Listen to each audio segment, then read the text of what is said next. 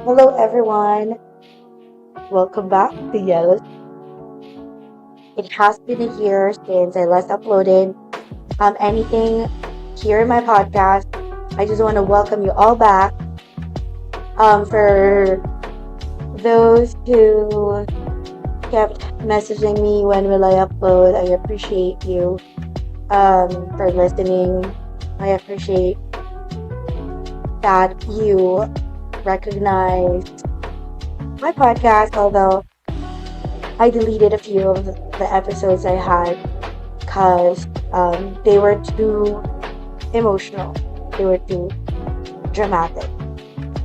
So, topic. Um, I decided that YELO Weeks would be a safe space for everyone to discuss the topic that people usually shy from. Taboo topic that most people are scared to discuss. And I want to talk about that here in Yellow. So my first topic or the first thing that I want to tackle is the hookup culture.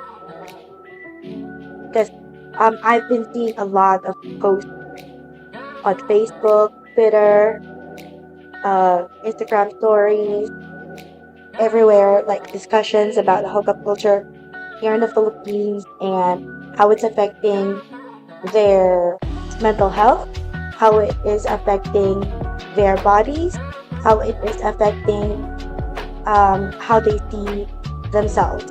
Like, karamihan ng nakikita ko na nagrereklamo, not really nagrereklamo, pero karamihan ng nakikita ko na nagrarant about the hookup culture or about catching feelings is yung younger generation. And I think you know why. Because they dove into the hookup culture without really knowing um, what are the basics. What are they supposed to expect? Communication is one thing that they lack. Research, they lack. Madami pa silang hindi alam at hindi alam sa sarili nila. Dire-diretso lang sila sa hookup culture just because they want a rebound or something like that. Pero hindi yun ang pag-uusapan natin ngayon. So, ikaw, gusto kong magdinig or gusto kong makita sa mga comments or whatever, I want to know if you have you ever had a one night stand or a fuck buddy? Have you ever had a friends with benefit setup? Were you ever curious? Kung hindi man, were you ever curious about what it is? And kung kaya mo ba? Like, can you handle it? Because I know a lot of people that knows right off the bat, hindi para sa kanila yung hookup scene dahil madali silang maatan. Or they can't keep things casual. So in this episode, I would want to talk about the basics, the first thing that you need to know about hookup culture here in the Philippines and in general. I think naman itong alam ko, this is something not really professionally researched, or I do not have a certificate or a license to teach or whatever, but this is according to experience. This is the thing that I had to go through just to be at this stage where I can freely indulge into my desires. I have the autonomy to choose whether I want you or not, whether I want this and that. So I want to share that with you. This is hookup culture 101. Yun.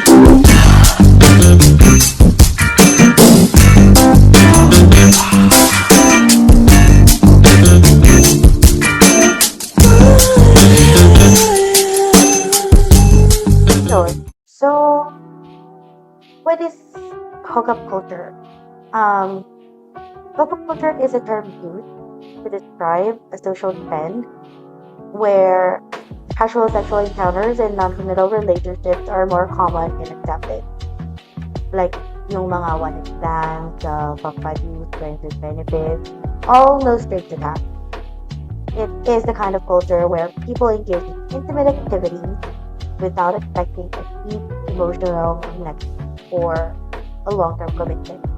Ito yung naging alternative na mga tao or na mga individuals na too busy engaged in a relationship or hindi pa yun align sa goal nila or mga taong nag-move on mga ito pa yung naging nila, yung naging coping mechanism. Hindi ko sinasabing mali, pero it's not really healthy din. Kasi there are a lot of factors na kailangan mong malaman bago mo simulan yung journey mo sa paghahanap or into the hookup. So let's dig deeper into the historical context of the hookup culture and how it has emerged and evolved over time. Lalo na dito sa bansa natin na we are very conservative. We are known to be very traditional, especially sa mga culture natin, relationship, courtships, and such. So, I am very fascinated to see how societal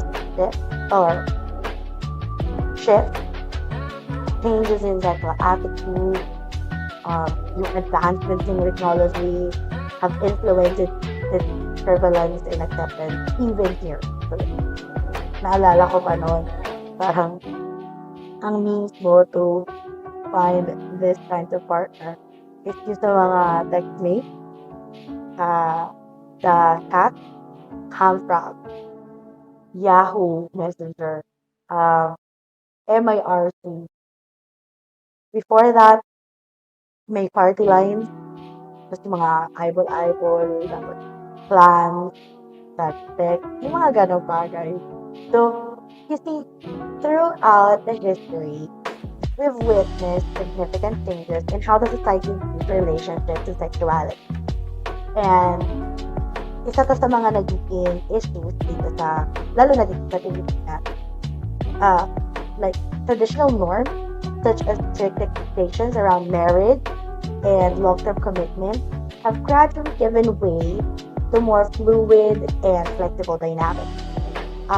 There are people that are coming out polyamorous. There are people who's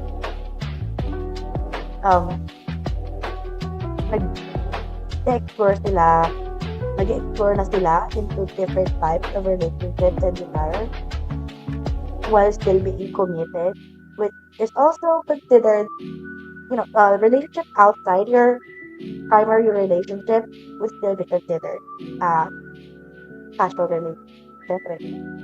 Kung hindi naman kayo polyamorous, casual relationship, yung mga extra kineme mo sa labas with consent from asawa or jowa, hindi pangangaliwan, hindi pangangabet. Okay? So, yung society natin has become more open and progressive. Although, malayo pa tayo sa kinalalagyan or sa estado ng kultura regarding sa hookup sa ibang bansa. Pero, makikita na natin na there has been shift in the sexual attitude. People now have greater freedom to explore their desires, experiment with different relationship styles, and express their sexuality in ways that would feel authentic to them. Now, this shift has played a huge role in the rise of the hookup culture. Yung advancements ng technology, especially nung nagkaroon na ng mga social media platform, nagkaroon ng dating app, they have played a lot or a big part sa hookup scene. These platforms have made it easier for people to connect with others, like super easy. There are some apps that you could just blatantly say what you really look for. Like, I need a hookup. Uh, I am 34, female. I crave intimacy. I want this and that. But very specific things. I'm not gonna mention the app because ito siya i-gate and wala mo talk sa tao. But yun. Kung alam niyo, tinutukoy ko kung anong app yun. I-gate natin na well, yun. Siyempre, kung gusto niyo na maraming options, malamang ipagkakalat niyo, di ba? But still. Now, with just a swipe or click sa dating app, makakahanap na. Meron na ding Facebook dating. Tapos, thread. Meron na rin mga sa thread. Oo, may mga nababasa na ako na mga RP accounts or outer accounts ko na naghahanap ng kekak too. In the Philippines, we've seen the influence of this global trend as our society becomes more interconnected and exposed to different cultural perspectives through movies, the internet, yung mga articles, reels, stories. Most of the time, movies talaga yung nagbubukas sa atin sa ibang gate of heaven, charot. I mean, sa ibang gate to explore ourselves, our sexuality, our everything, Internet has done a huge part nowadays in engaging with other cultures, other perspectives, and other people. While traditional values and conservative attitudes still hold the same gravity sa ibang mga tao, the acceptance of the hookup culture has been growing among younger generations who embrace more modern and liberal viewpoints. Yes, I see that there's a lot of the younger generations that are hooked sa hookup scene. Pero, sila din yung mga unang nagkakasakit. Weak pa yung heart nila or yung emotional intelligence. It's important to know that the hookup culture can be both positive and negative aspects. Okay?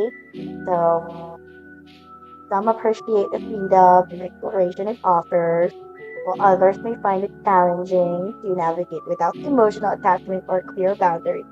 Like, I know people that literally catches feeling easy. Yung tipong send ka lang ng heart emoji,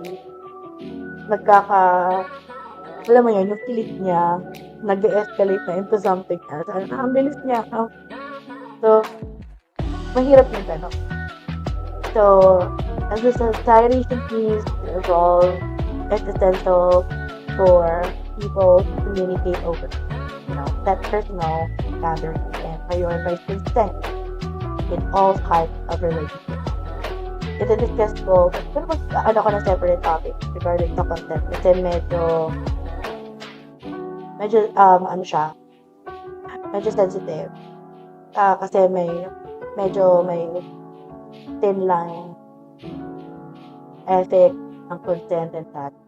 So, remember that what matters most is that you make a choice that aligns with your values and desires while always respecting the well-being and autonomy of others and your autonomy there. So, what do you think? Like, do you think isa ka doon sa mga tao na, ready na for the hookup scene? Curious talaga ako malaman kung curious akong marinig yung ibang perspective ng ibang tao regarding this sa hookup scene. Kasi, ayun, ang dami ng mga maling paniniwala or maling ideas about hookup na ang dapat na focus lang naman usually we engage in casual relations for immediate physical gratification rather than developing strong emotional bonds, diba? Parang it's all about enjoying the moment, having fun without the pressure of a serious relationship. Yun nga, yung craving ka ng intimate, pero hindi ka pa ready sa committed relationship. So, yun, people who engage into the hookup culture may have sexual encounters like a one-time hookup or short-term relationship. They will choose to keep things casual. They avoid expectations and responsibilities that come with traditional committed partnership. Yung mga selos, tampo, yung kailangan mo mag-update sa partner mo mayat-maya or, often. Kasi may mga tao talaga na hindi, or wala na time doon. Super busy nila for that. So, ayun, basta etong ang emphasis niya is to fulfill your immediate physical desire, seeking pleasure. Emotional attachment is often kept at a minimum as much as possible. Ito yung pinakadulo, yung last lang kailangan mo i-consider. Yun, kung hindi physical desire and pleasure yung hinahanap mo sa hookup scene, I think you are prioritizing your freedom and independence while having, a push point. Like, pag kailangan, i-ano natin iba't ibang dynamic. I-discuss natin iba't ibang dynamic sa ibang episode. But right now, if hindi ka pa sure kung para sa'yo ang hookup scene, I think this, you need to know, you need to have an insight of what you can expect from the hookup scene. So, for example, well, not for example, it's actually what are expected and hookup scene. So, syempre, yung casual sexual encounter, it's gonna be all casual as much as possible. No strings attached. No catching feelings. Hindi naman sa no-no. Pwede naman yun. Pero, paano natin discuss? Pero, yun. Casual. Keep things casual. Most of the people sa hookup scene, alam yun, pero parang hirap sila gawin. So, not committed relationship. You cannot demand from the casual relation to be exclusive. You can discuss the possibilities of exclusivity, pero you cannot demand it.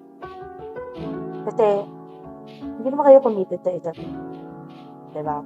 So, ayun, yung iba nagsiset sila ng ground rules if you are having multiple partners or exclusive kayo, kailangan, ano naman yan, basta we'll dig deeper into those in the next episode. The emphasis on physical pleasure, most of the people in the hookup scene would go to places, bars, events, just to have that possibility of getting that physical pleasure out from someone. Like, luman, yan, party, yung mga ganon. So, the primary goal is usually to pursue the sexual gratification rather than to pursue emotional or romantic connection. Kasi yan sa mga pinakadulo na kailangan mong problemahin when you're in a hookup. Kasi it's very rare that it would work out. You know? Minimal emotional attachment. As much as possible talaga, individuals would just avoid developing deep emotional connection or to invest significant emotional energy in their casual encounters. Meron akong mga, alam na sa mga fuck and go things, like, you just fuck and then leave. I know some situations where you don't even know each other's names, like real names, you just call each other something, and then, you know, there are people have ways to keep things casual between their relationship, just to avoid casual entangle or emotional entangle. The goal is keep things light. Kaya madaming mga tao ang hanap nila or ang nakukuha nila out of mga casual relationships is yung relief, stress relief. Yeah, yun yung usually na sinasabi nila na, bakit ka naghahanap ng stress kasi ako kailangan ko na rin. Yung mga madalas nilang dahilan.